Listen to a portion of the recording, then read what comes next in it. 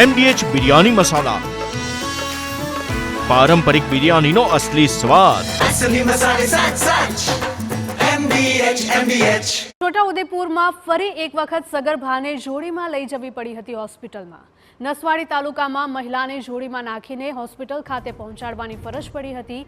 જોડીમાં નાખીને હોસ્પિટલ પહોંચાડવાનો વિડીયો સામે આવી રહ્યો છે। તો કાચા રસ્તા પર થઈને સગર્ભાને ઉંચકીને લઈ જવામાં આવી હતી। કાચા રસ્તે એક ખાનગી જીપનો સહારો લેવામાં આવ્યો હતો।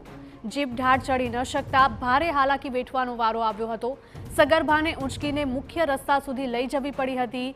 આ એવો રસ્તો છે કે જ્યાં સુધી એમ્બ્યુલન્સ પણ ન પહોંચી શકે। અનેક ઘટનાઓ આવી સામે આવી ચૂકી છે, છતાં પણ તંત્ર કોઈ જ પગલાં ધ્યાને નથી લેતું। છોટાઉદેપુરથી આ ઘટના સામે આવી છે। એક તરફ વિકસિત ગુજરાતની વાતો થઈ રહી છે અને બીજી તરફ ગુજરાતના અનેક અંતરિયાળ એવા વિસ્તારો છે, અનેક એવા ગ્રામીણ વિસ્તારો છે કે જ્યાં આજે પણ પાયાની સુવિધાઓ પણ નથી મળી રહી લોકોને, પાકા રસ્તા પણ નથી મળી રહ્યા, જેના કારણે સગર્ભા મહિલાને જોડીમાં લઈ જવી પડી રહી છે હોસ્પિટલ ખાતે। નસવાડી તાલુકામાં મહિલાને જોડીમાં નાખીને હોસ્પિટલ લઈ જવામાં આવી હતી। સંવાદદાતા મકબૂલ જોડાઈ ગયા છે વધુ અપડેટ સાથે। મકબૂલ, જણાવશો કે છોટાઉદેપુરની દયનીય હાલત સામે આવી છે। અહીંયા સગર્ભા મહિલાને જોડીમાં નાખીને હોસ્પિટલ લઈ જવી પડી હતી, એટલી ખરાબ હાલત છે આ વિસ્તારની।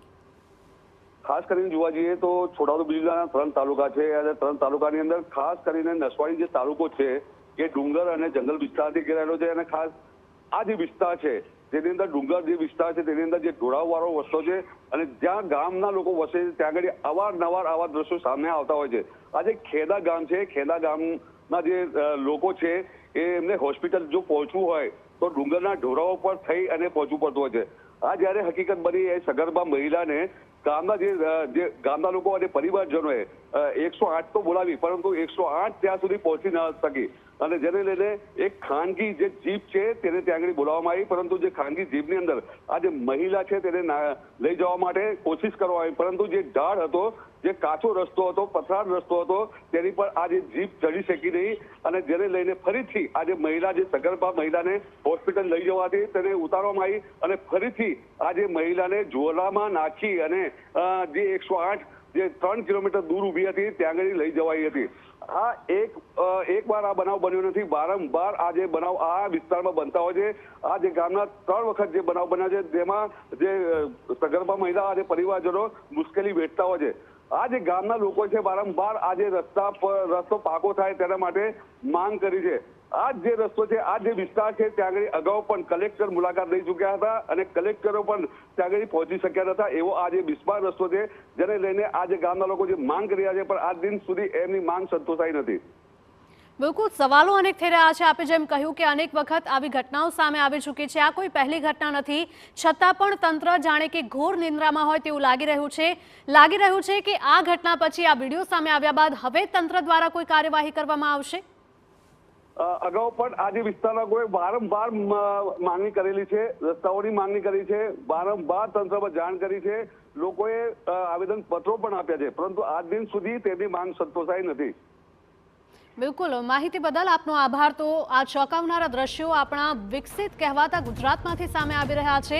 છોટાઉદેપુરમાં ફરી એક વખત શર્મસાર કરતા આ દ્રશ્યો સામે આવ્યા છે કે જ્યાં પાયાની કહેવાતી સુવિધા એવા પાકા રસ્તા પણ અહીંયા નથી, જેના કારણે ફરી એક વખત સગર્ભા મહિલાને જોડીમાં લઈ જવી પડી હતી હોસ્પિટલ ખાતે।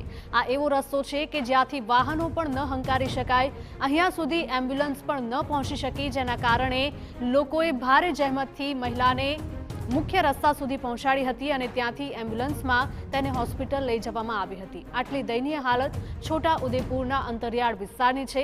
નસવાડી તાલુકામાં મહિલાને જોડીમાં નાખીને હોસ્પિટલ પહોંચાડવામાં આવી હતી।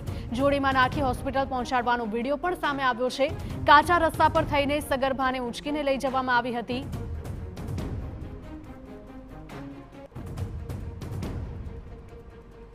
તો આ દ્રશ્યો ફરી એક વખત સામે આવ્યા છે। આ કોઈ પહેલી વખતના દ્રશ્યો નથી, પરંતુ આપણે અનેક વખત ભૂતકાળમાં પણ આવા દ્રશ્યો જોયા છે। અનેક વખત મહિલાઓને જોડીમાં નાખીને હોસ્પિટલ પહોંચાડવામાં આવતી ઘટનાઓ સામે આવી છે। આ સાથે જ આવા વિસ્તારો, અંતરિયાળ વિસ્તારો કે જ્યાં પાકા રસ્તાઓ નથી, ત્યાં એવા ગામોમાં કોઈના મૃત્યુ થઈ જાય છે તો તેમની અર્થીને ઉંચકીને લઈ જવી પડતી હોય છે અને ત્યાં સુધી એમ્બ્યુલન્સ કે પછી કોઈ પણ વાહન અહીંયા સુધી નથી પહોંચી શકતું. ક્યાં સુધી આવી પરિસ્થિતિ અહીંના લોકોએ સહન કરવી પડશે તે સૌથી મોટો સવાલ છે. વિકાસના બણગા વચ્ચે શા માટે પાકા રસ્તા માટે અહીંના લોકો તરસી રહ્યા છે?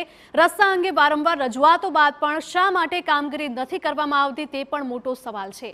ગામડાઓમાં જ મેડિકલ સારવાર મળી રહે તેવી વ્યવસ્થા શા માટે નથી કરવામાં આવી રહી તે પણ એક સવાલ છે.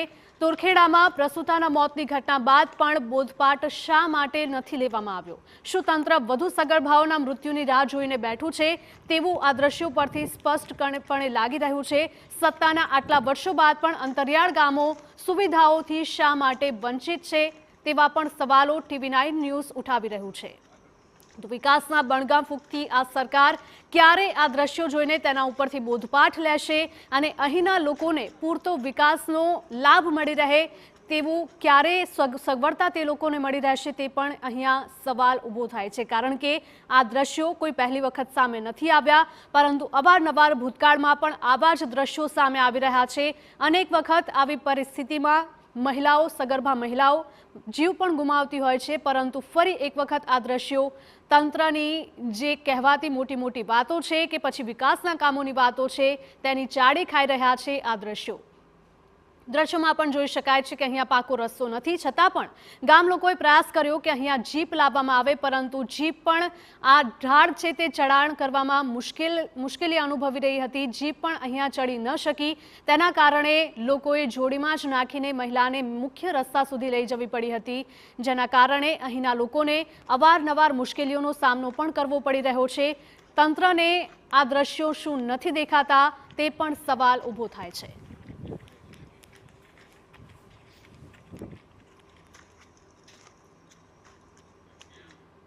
MDH કિચન કિંગ મસાલા રસોડામાં હોય તો આપણે કંઈ પણ બનાવી શકીએ છીએ. રીંગણાનો ઓળો, બટેટા ફુલાવર, ભીંડી મસાલા અને બીજું ઘણું બધું. MDH